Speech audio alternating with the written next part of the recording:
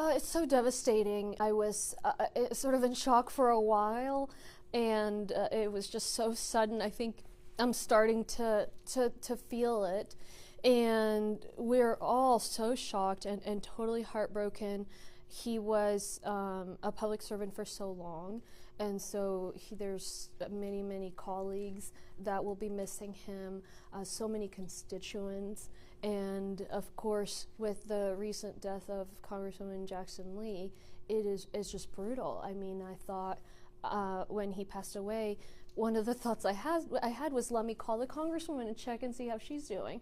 And then I remembered. So, it's a really tough time for a lot of us, and the conversations I keep having is we'll just get through it together. I know that his constituents are also going through a lot, his family. So, on a personal note, I will miss him. He's somebody that I really loved and got to know well and worked with very well. And on a more official note, on behalf of the residents of Harris County, my deepest condolences to his family, in particular to his constituents, and especially the folks in the 18th Congressional District. They've been through a lot. Harris County's still here, and we'll be watching out for anything they need in the meantime. Yeah, you mentioned that you thought of Jackson Lee, and you are reflecting on your own relationship with the congressman. Can you talk to me a little bit about what it was like to lead the county by his side? Y'all have always had a great working relationship and personal relationship.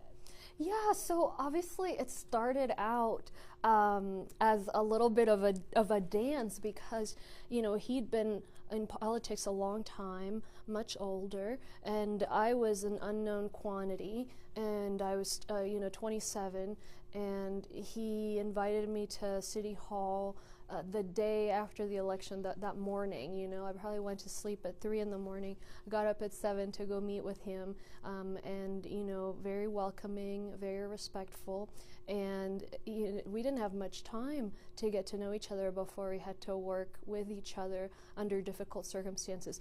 Folks will remember that March was the ITC fire, and that went on for about a week. Worst fire a lot of firefighters have ever seen. And we did not have, as Harris County, the air monitoring capability. And so the mayor immediately lent us theirs. And we didn't always see eye to eye on things. During COVID, it was tough. There was not a playbook. We had to make the best decisions that we could based on incomplete information, and sometimes the best decision we each landed on was a little bit different, but we made it work. And we were really proud of the fact that the kind of running commentary in political circles is that the city, the mayor and the county judge don't get along. They never get along, and of course that's to the detriment of constituents. So we were very proud to be working together so closely, and we got a lot of things done. I know he was very proud. I was very proud about the reduction in homelessness. We reduced homelessness by 20% during the pandemic, and that number has stayed stable. And after we'd been working a while, after he left office, we stayed in touch. He always supported me. He always came to my defense whenever there were unfair attacks. I supported his campaigns and vice versa. And we would just look for each other wherever we went.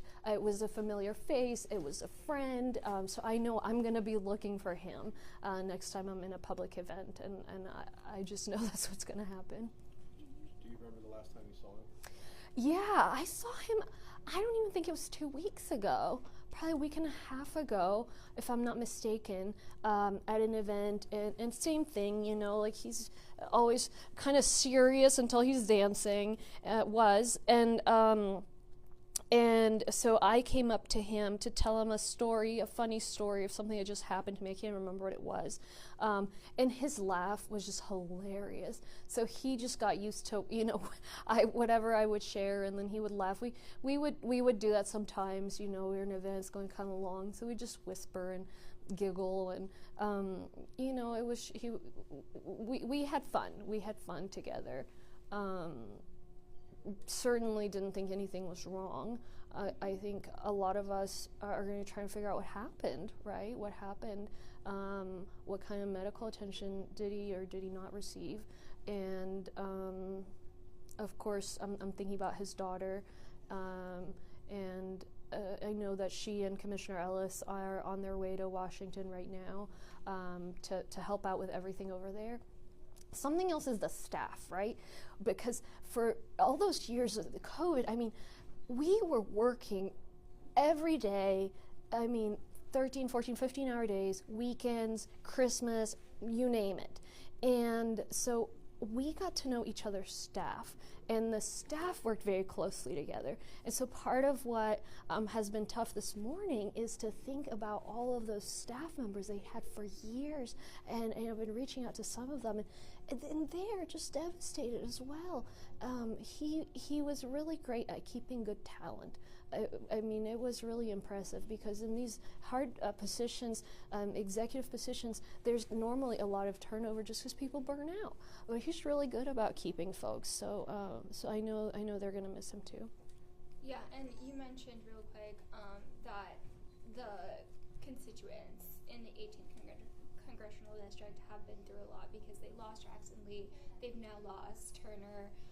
What support are y'all extending over here at the county to his constituents, and how do you kind of see the path moving forward? I mean, it's unbelievable, and I think it's politically, of course, it's unfair for them to have these gaps in representation, but on a human level, it's just brutal. It's a district that has a lot of history, a lot of tight-knit communities.